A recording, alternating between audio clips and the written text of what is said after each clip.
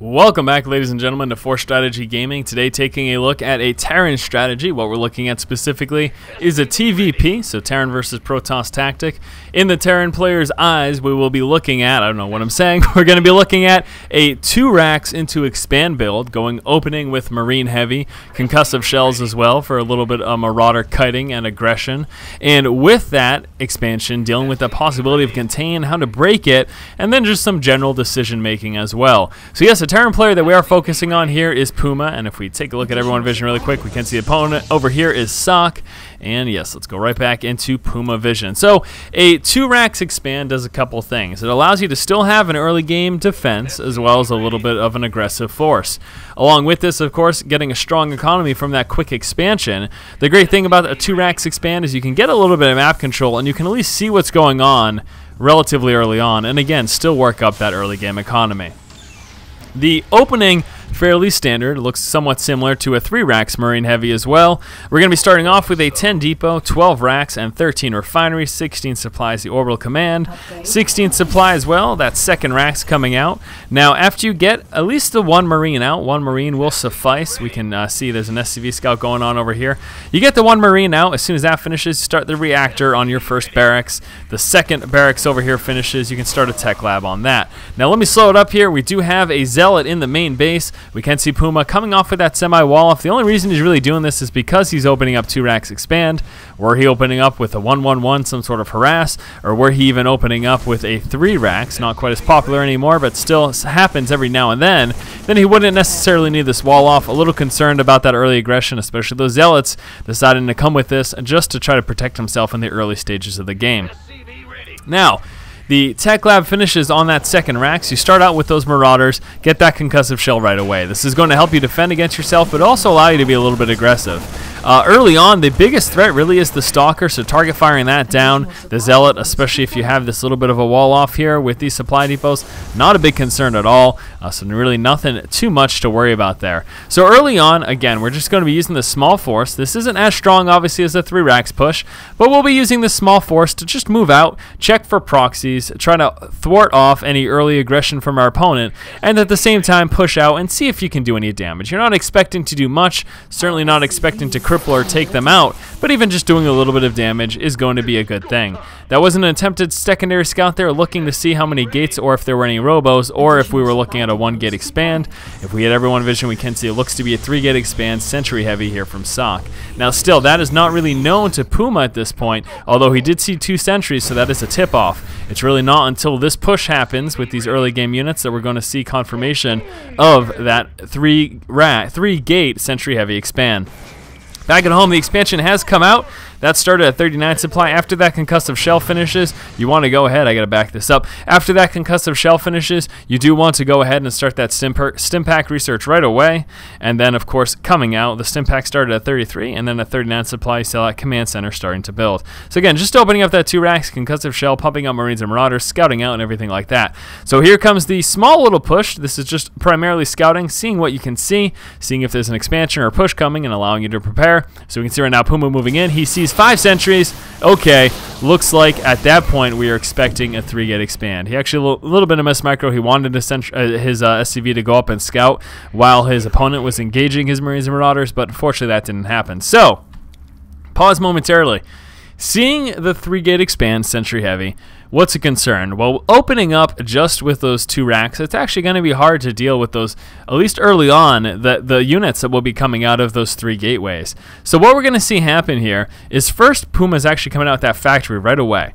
Now you may say, why is he doing this? Well, with 5 sentries, we're worried about almost a perma force field at that front wall, especially, I mean, if he brings some units down there as well, he could keep us inside of our base. So we immediately see Puma drop down that factory at 40 supply in response to seeing that Sentry Heavy and what is pretty much assured at that point a 3-gate expand build. In response to that, worried about a contain, which would obviously delay his planned expansion, he comes out with his factory so that he can move on to his starport so we could get some medevacs. If you do deal with those force field contains, the thing you need to do is go straight to medevacs, allowing you to drop 1 or 2 medevacs filled with units outside of your base, stim up, kill off those sentries, and then that'll allow the rest of your troops to leave your base. So again, immediately with that early push, spotting those sentry heavy, he dropped that factory right away.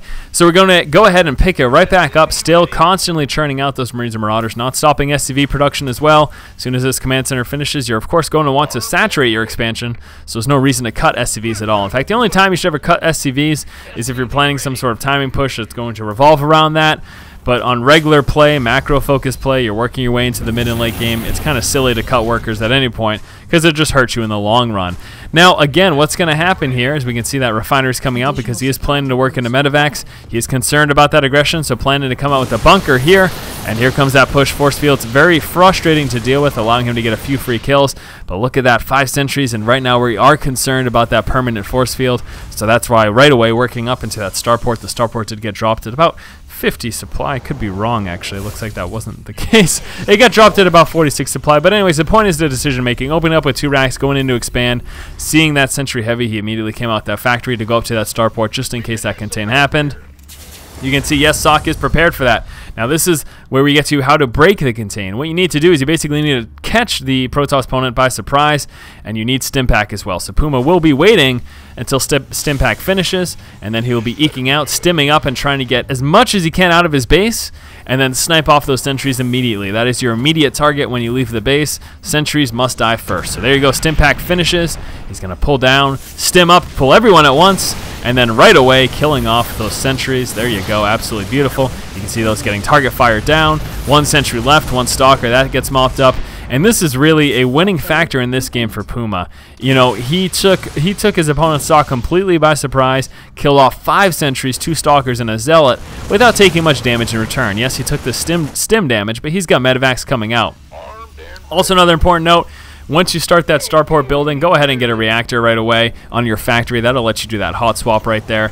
Now that he's moving into expansion, we are seeing Puma come out with that additional racks. Also around now is the time to go ahead and get an engineering bay. Usually you want to get that engineering bay as you work your way into your second base. Obviously that's a good timing to start to get turrets, 1 or 2 turrets to deal with observers or possibly DT, but also starting your upgrades as well. So now he's got medevacs just about popped. We also saw him take down the rocks to prepare for an expansion at the high yield. But the biggest thing is now it's time for that counterattack. He got that big victory breaking through that contain. If you break that contain without taking much damage, it's a great idea to counterattack. The only reason we're seeing Puma hold off is because he's so close to those medevacs. He just wanted to wait for them to finish. Just give himself that extra benefit during this attack rather than moving in without the medevacs when they're so close behind. So we're going to see him push forward, and this is actually where we seal the victory here. Stim Pack finishes, of course, work your way right into combat shield. The additional barracks is going to get a tech lab because Marauder Heavy is typically the plan against Protoss. Stimming up, the main target will be the expansion. Obviously, the 3-gate expand, you'll expect that expansion to be there. And completely, you know, SOC really doesn't have a chance right now against this Bioball because he lost so much in that initial engagement down there without doing much damage at all to Puma. So SOC really not standing a chance, is as a result going to be losing this Nexus, and there you go. Let's say he wasn't so gateway heavy. Let's say he moved right into a Robo and for some reason went super fast Colossus. Obviously during that push he would only have 1 Colossus, possibly 2. Actually, I don't even know if that's possible at that point with the 3-gate expand. You'd probably expect 1 Colossus with that, and then you would just snipe it down. That's it. Factory being used to scout, checking the main base, and look at that, gateway heavy. We can see right now Twilight Counts as well. Charge Zealots are what came out. If dealing with Charge Zealots, it's just about micro. Realize that charge does have a cooldown, so once that charge finishes, keep microing back, move back, stop, move back, stop. Allow your guys to continue to shoot those Zealots when their charge is off cooldown.